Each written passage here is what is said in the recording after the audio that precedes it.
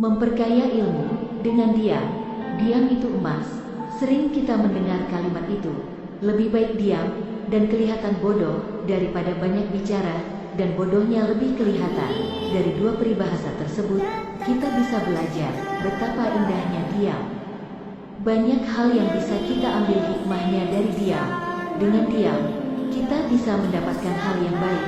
Imam Al-Jalil, Abu Muhammad bin Abi Zaid, mengatakan bahwa berkata baik atau diam termasuk satu dari 4 etika kebaikan yang sangat utama dalam Islam, selain meninggalkan hal-hal yang kurang bermanfaat, menahan marah, dan mencintai saudaranya sebagaimana ia mencintai dirinya sendiri.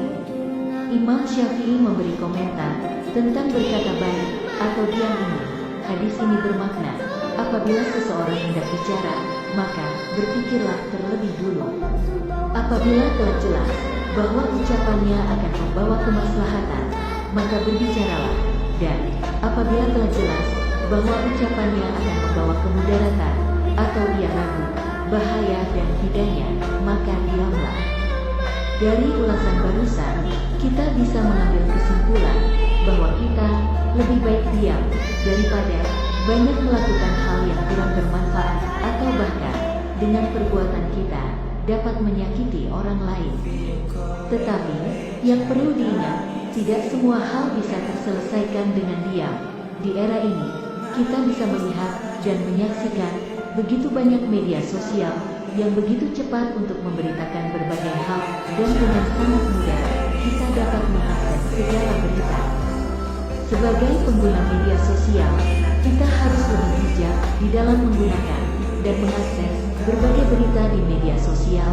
Jangan sampai kita terprovokasi dengan pemberitaan di media sosial yang membuat berita terupdate akhir-akhir ini. Kita harus berhati-hati sekali, karena berita-berita tersebut belum tentu benar adanya. Oleh karena itu, dengan mudahnya kita bisa mengakses berita. Kita tidak boleh asal-asalan, apalagi menyebar atau meneruskan berita yang belum jelas kebenarannya. Lebih baik kita diam dan tenang dalam setiap membaca berita atau mendengar berita dari media sosial atau dari sumber yang belum jelas, daripada melakukan hal yang tidak berguna. Lebih baik kita diam, kita belajar dari semua berita yang kita dapat dari media sosial. Karena dengan diam dan tidak terburu-buru dalam mempercayai sebuah berita atau informasi, kita dapat belajar berbagai hal dari media sosial tanpa membuat gaduh orang-orang di sekitar kita.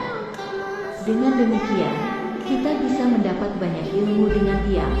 Jika kita sedang tidak ada pekerjaan atau mempunyai waktu cukup luang, akan lebih bijak jika kita memanfaatkan waktu untuk belajar memperkaya ilmu.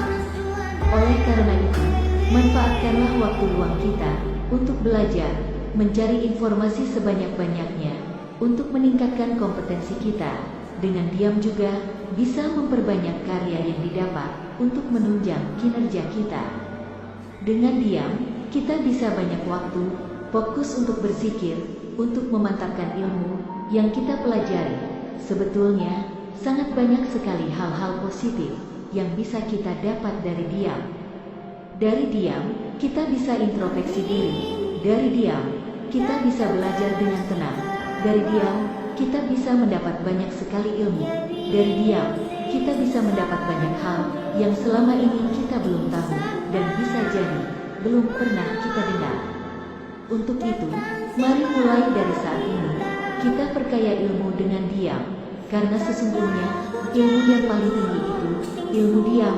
Semoga ulasan ini bisa bermanfaat dan bisa menambah wawasan untuk kita semua. Amin.